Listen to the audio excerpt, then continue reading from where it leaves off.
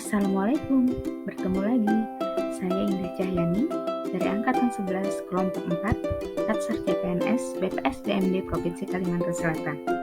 Kali ini saya akan menyampaikan jurnal pembelajaran Agenda 3 hari yang kedua.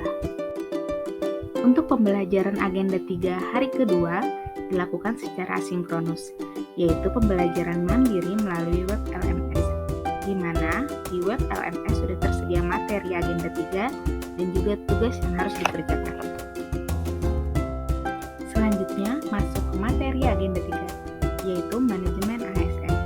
Manajemen ASN adalah pengelolaan ASN untuk menghasilkan pegawai ASN yang profesional, memiliki nilai dasar, etika profesi, bebas dari intervensi politik, bersih dari praktik korupsi, kolusi, dan nepotisme.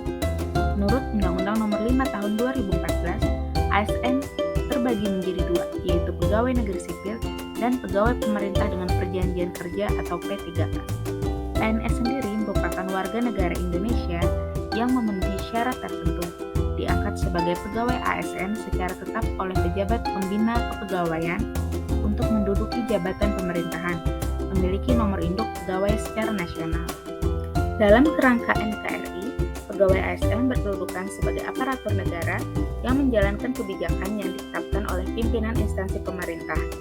Fungsi dari ASN sendiri yaitu 1. Sebagai pelaksana kebijakan publik, 2. Pelayan publik, dan yang ketiga sebagai perekat dan pemersatu bangsa.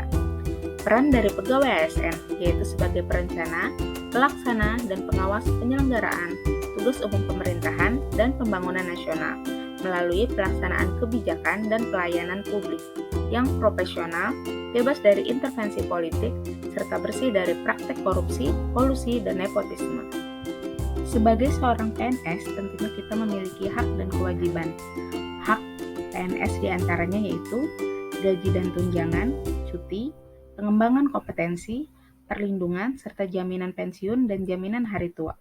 Sementara kewajibannya yaitu 1. Setia dan taat pada Pancasila, UUD 1945, NKRI dan pemerintahan yang sah. 2. Menjaga persatuan dan kesatuan bangsa. 3. Melaksanakan kebijakan yang dirumuskan pejabat pemerintah yang berwenang. Yang keempat, mentaati ketentuan peraturan perundang-undangan. 5. Melaksanakan tugas kedinasan dengan penuh pengabdian, kejujuran, kesadaran, dan tanggung jawab. 6.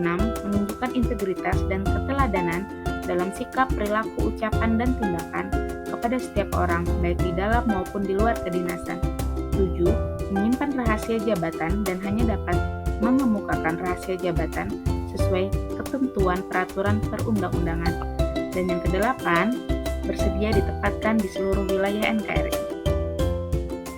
Selanjutnya, masuk dalam konsep merit dalam sistem pengelolaan ASN.